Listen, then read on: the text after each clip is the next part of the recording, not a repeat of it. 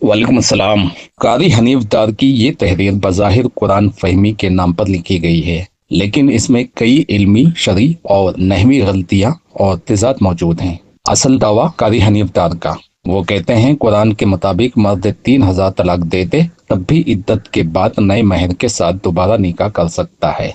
हलाला सिर्फ खरीदी गई तलाक यानी खुला के बाद लाजिम है। मुरव्विजा हलाला जिना है और अहनाफ ने इसको कारोबार बना रखा है। जवाब बिल दलाइल, कुरान मजीद की नस्स कतई के खिलाफ दावा है कारी हनीफ दार का। अल्लाह ताला का फरमान है सूरह बकरा आयत नंबर 230, फिर अगर तीसरी बार वो उसे तलाक दे दे तो वो औरत उसके लिए हलाल नहीं रहती जब तक कि किसी दूसरे शौहर से निकाह न कर ले। यहाँ फ़इन तल्लक़ाहा से मुराद वो तलाक है जो 2 रजी तलाकों के बाद तीसरी हो। तफसीर इब्ने कसीर, कुर्तुबी, जलालैन, फतहुल कदीर। इनका कहना है पहली तलाक तलाक रुजू है, दूसरी तलाक तलाक रुजू है, तीसरी तलाक अब रुजू मुमकिन नहीं जब तक औरत दूसरे मर्द से सही निकाह ना करे और वो निकाह कुदरती तौर पर खत्म न हो।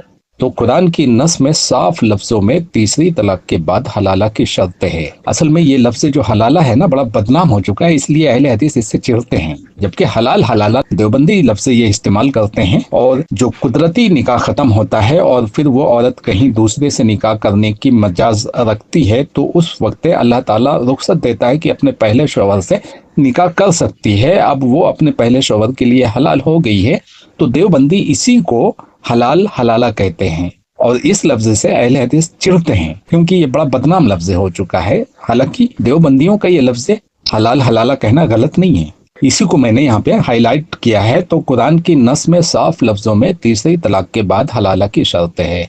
ये कहना कि 3,000 तलाक़ें दे दे तब भी निकाह कर सकता है, कुरान की सरी अल्फाज की तकसीब है, कुरान को झुटलाना है। खुला और तलाक का फर्क गलत बयान किया गया है। कारी साहब ने कहा कि हलाला सिर्फ खरीदी गई तलाक यानी खुला के साथ है, जबकि खुला और तलाक 2 अलग अलग अहकाम हैं। मामला इख्तियार किसके पास है? कुरान की आयत तलाक शौहर तलाक मरतान, सूरह बकरा आयत नंबर 229। खुला बीवी फिदिया देकर अलैदगी चाहे, सूरह बकरा आयत नंबर 229। खुला में शौहर अगर तलाक दे तो वो भी एक तलाक बाइन शुमार होती है और 3 के बाद वहां भी रुजू मुमकिन नहीं। लिहाजा कुरान में फ़इन तल्लक़ाहा सूरह बकरा आयत नंबर 230 का ताल्लुक 3 तलाकों के बाद से है, न कि खुला के साथ।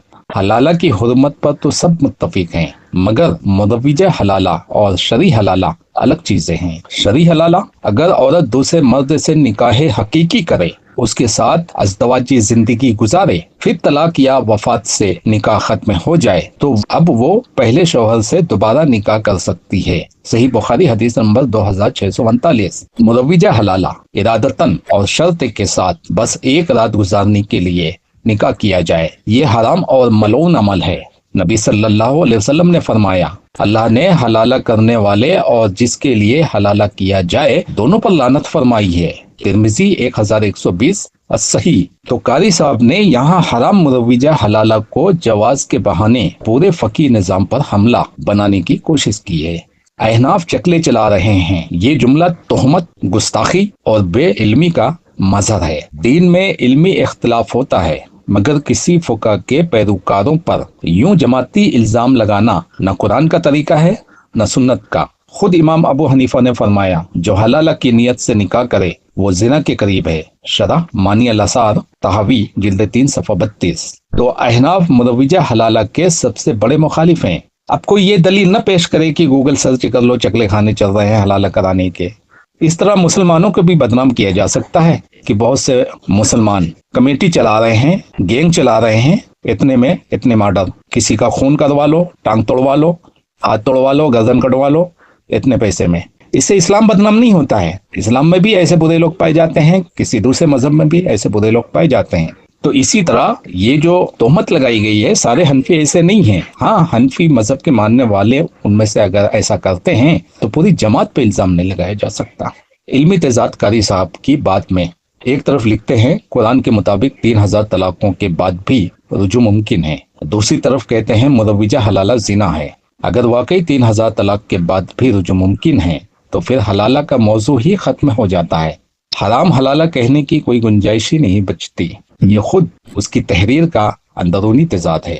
خلاصہ کلام، شرعی اور علمی حیثیت، 3 طلاق کے بعد نیا نکاح ممکن نہیں، سورہ بقرہ آیت نمبر 230، اور اس پر امت کا اجماع ہے۔ خلا اور طلاق الگ ہیں، تفسیر ابن کثیر، احکام القرآن للجساس۔ مروجہ حلالہ حرام ہے، ترمذی 1120، نسائی 3415۔ شرعی حلالہ نکاح حقیقی ہے، مصنوعی نہیں، بخاری 2639۔ احناف پر الزامات سراسر بہتان ہیں، کلام امام طحاوی، ابن حمام وغیرہ۔